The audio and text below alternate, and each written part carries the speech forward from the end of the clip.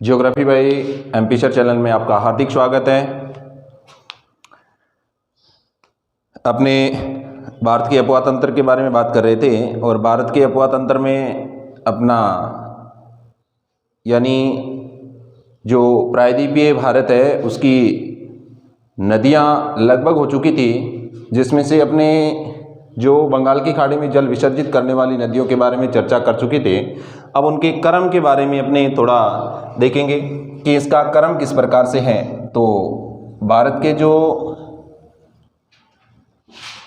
अरब सागर है उसकी नदियां वो बाकी है, वो पढ़नी है। अब अपने थोड़ा बंगाल की खाड़ी में जल विसर्जित करने वाली जो नदियां हैं उसके क्रम के बारे में देखते हैं। बंगाल की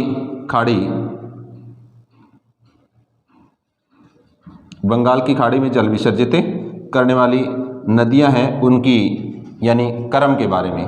तो इनके क्रम में पहली नदी है, दूसरी नदी, तीसरी नदी और चौथी नदी, पांचवी नदी और छठी, सातवीं, आठवीं, नवीं और 10वीं, ये 10 नदियां हैं टोटल इसके ऊपर, यानी जो भारत के प्रायद्वीपीय पठार में यानी चलने वाली।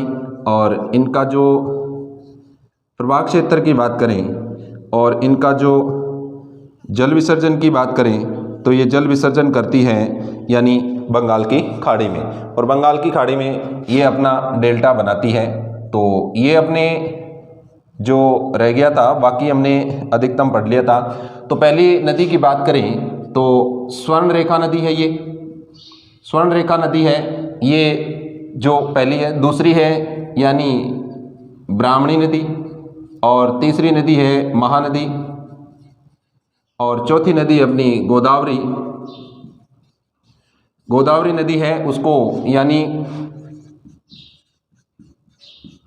दक्षिण भारत की गंगा कहा जाता है, क्योंकि इनका अपवाह क्षेत्र सबसे अधिक है। 1465 किलोमीटर के अंदर इसका अपवाह क्षेत्र है। और फिर अपने बात करते हैं यानी कृष्णा नदी की, और कृष्णा के बाद अगर बात करें तो ये है अपनी यानी पेन्नार नदी, और ये है यानी पल्लार नदी, और ये आपकी है कावेरी। दक्षिण भारत की यानी सबसे पवित्र नदी है, जिसको यानी दक्षिणी गंगा कहते हैं, दक्षिणी गंगा।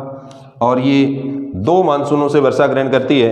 एक जैसे दक्षिणी पश्चिमी मानसून आता है तो यहाँ तमिलनाडु के अंदर जो कर्नाटक के अंदर है उस कर्नाटक के अंदर ये वर्षा ग्रहण करती है, और वापस जब लौटता हुआ मानसून आता है तो ये उत्तर पूर्वी जो मानसून है ये तमिलनाडु के अंदर अपनी जल ग्रहण करता है। 2 मानसूनों से ये वर्षा ग्रहण करती है। अब दूसरी है वेंगई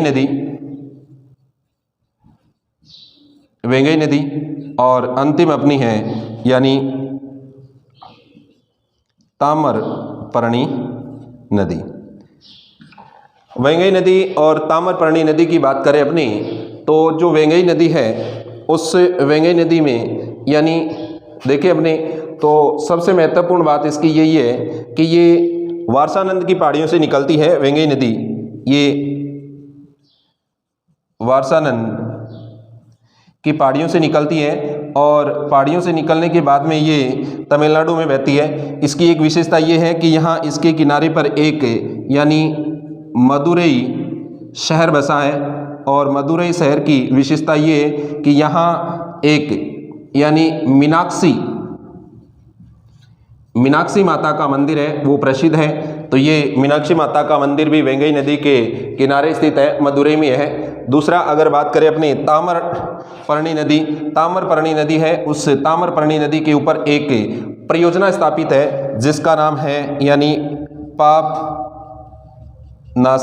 परियोजना।